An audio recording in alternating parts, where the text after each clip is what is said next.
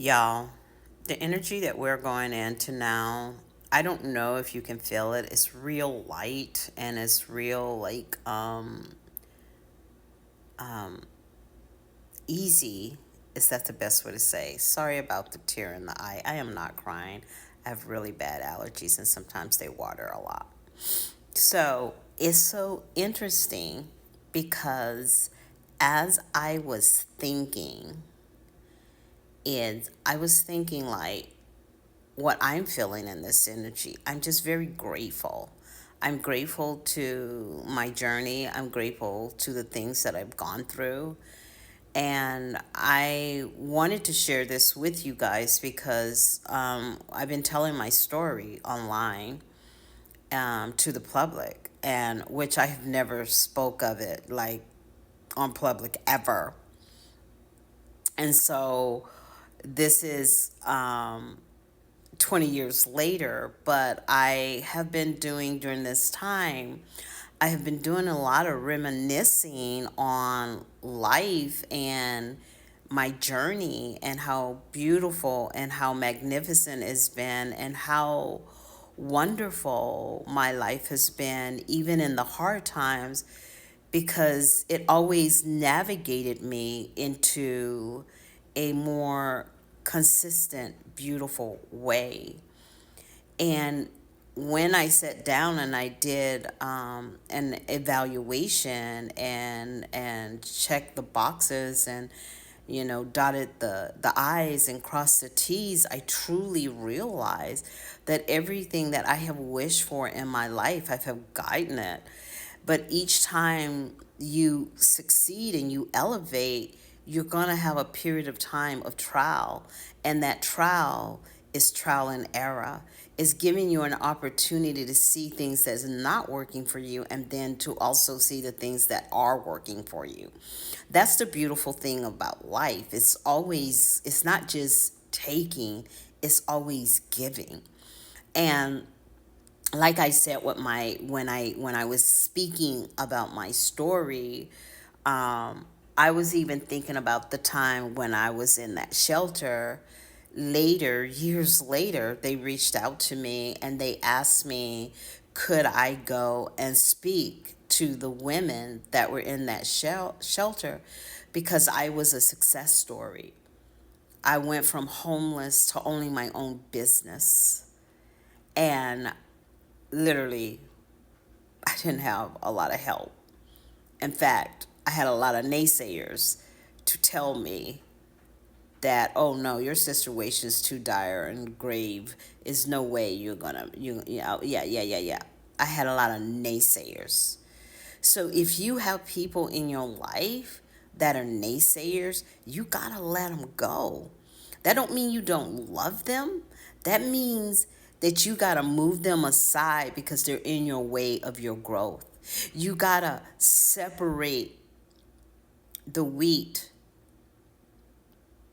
from the good soil. You have to do that in order to flourish in your life and to like actually totally heal yourself from trauma, from situationals that didn't turn out the way you thought they would be. So when you're sitting down in pause, you can actually say, I got exactly what I wished for. I manifested everything in my life according to the design of the universe. And just recently, I just reached out to a friend of mine, and I literally haven't talked to her probably in 6 years. And it wasn't a bad situation, it was a beautiful situation. And I was just reminiscing about how wonderful my journey has been. And she popped up in my mind. And so I looked in my Rolodex and I reached out to her. And the reason I reached out to her, my angel number, my favorite number came from the conversation me and her had. We were drinking wine, laughing, and I was asking for a sign, and she was present. And I don't even think she knew how important that was to me. And I don't even think that she once went, oh my gosh, I'm gonna have this profound effect on this woman. No, I don't think she even knew this. But she had a profound effect. And if you have people in your life that had a profound effect on you at pivotal parts of your life, I would suggest that you call them and you thank them. And some of those people are not pleasantries. Some of those people are the ones that moved you so deeply that they caused change in your very being. And it made you a better person.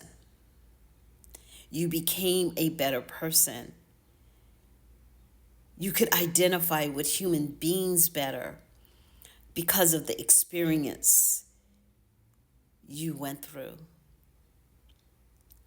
So you're not always barely making it. You always making it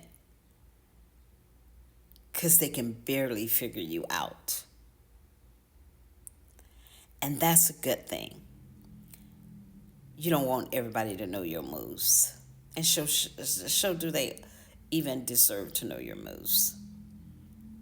Only the sacred people in your tribe deserve to see how you're moving.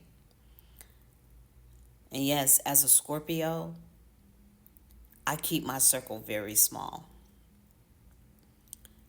because a lot of times I see them before they even make their move. And sometimes I used to wonder in the pixel of life, why did I have a life the way I had it?